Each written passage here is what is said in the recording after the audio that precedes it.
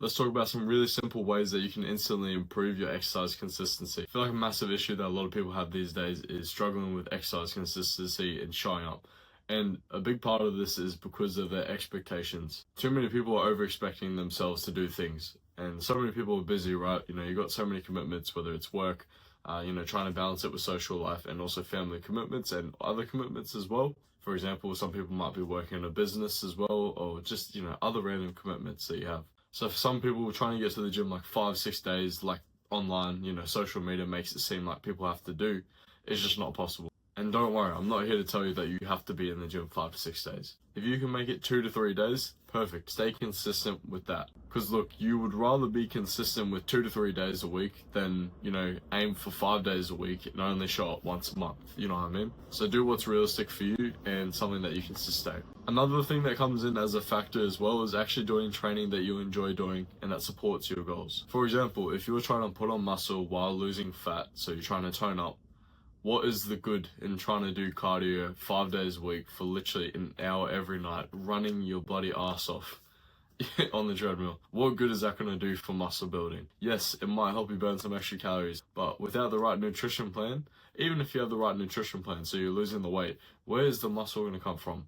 You need to be prioritizing consistent resistance training. And plus, doing all the cardio on the treadmill is not going to be fun. I'm not speaking for everyone here, but I know a higher percentage of people would much rather do some weights and some actual interesting stuff than be stuck on a treadmill for an hour every night. Geez, even if you do actually like doing cardio every night, at least, make it something entertaining, not bloody running on the treadmill. Go for an actual run where you get proper scenery, you get to see things. Getting back to these tips, so one of the main ones that I'll mention is prepping your clothes the night before. So remember in school where if you were packing your lunch, you'd do it at night time? Sometimes you do it in the morning, but I know for some people as they get really busy doing stuff in the morning, if you're already waking up early, the last thing you want to do is assemble a bunch of stuff.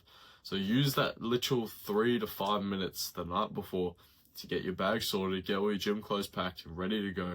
Even if you chuck it in your car, so it's all in your car, you don't even have to do anything in the morning, you don't have to remember to take anything. So it's all there for you. Do that. If not, just have it all packed out. So in the morning it's ready to go, it's in your bag, it's in your work bag, take it and go. There's no excuse for you not to then go to the gym because you've got everything you need. So whether you go in the morning or whether you go in the afternoon, it's all there with you.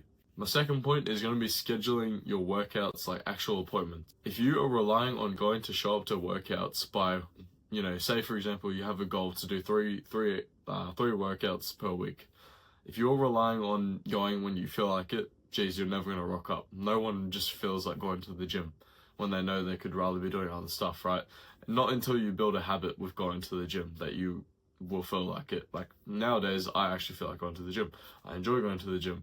I feel very guilty if I don't go to the gym. But there's definitely days where I could be like, oh, I wish I wasn't going, but I know I feel worse if I don't, so I'll do it.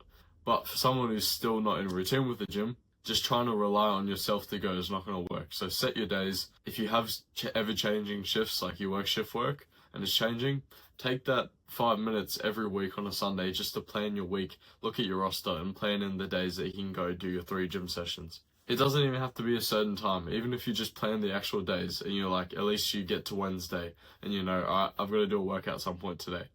And you have like an idea of when you could be doing it, not a certain time. That would still help. Number 3 is actually having a plan in place. So it's sort of going to relate to what I was talking about at the start by having a plan that is going to work towards your goals, assuming all of that and it's a plan you enjoy. Actually having a training plan, something that when you rock up to the gym, you have something to follow. You're not just walking around and be like, what's next? You know what I mean? You have a thing, you have a program on your phone or on pen and paper, and you're like, that's what I do next, that's what I do next. It just keeps everything flowing.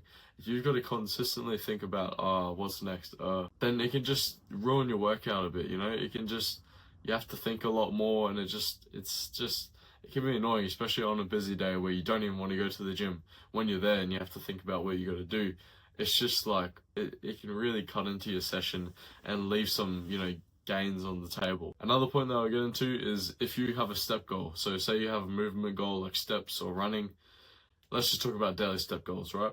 Do not be afraid to lower your target. As I said, it's like your workout. Stay consistent with something that you can stay consistent with.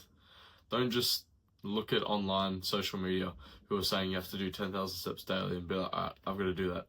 There's no pressure on you to be doing 5,000 steps daily. Say you work an office job where there's not really a lot of movement. Getting consistent with 5,000 is very impressive, you know what I mean?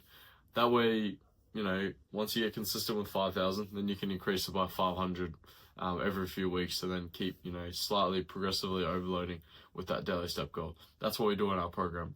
Once the client gets, familiar and consistent with hitting one step goal for like 3 weeks or maybe a month, then we'll increase it, you know what I mean? But yeah, these are all my tips, and I just want you guys to think about the bigger picture, right? As I was saying at the start of the video, you would much rather stay consistent with something. Yes, it might not be as much as you are expecting yourself to do, but if you lower your expectations and stay consistent with something smaller and more sustainable all year round, as opposed to expecting big things of yourself and only doing it for 25% of the year, you will get better results with the small, more consistent things, right? If you're a bit confused and you're not sure how to piece all these things together for your fitness goals or fat loss goals specifically, you can go to my Instagram at landingpoint.coaching. We've got a few more helpful fat loss and overall fitness tips on there that you can have a look at. And if you feel like you need a bit more help, let us help you out. You can message me on Instagram just saying consistency, so I know you came from this YouTube video.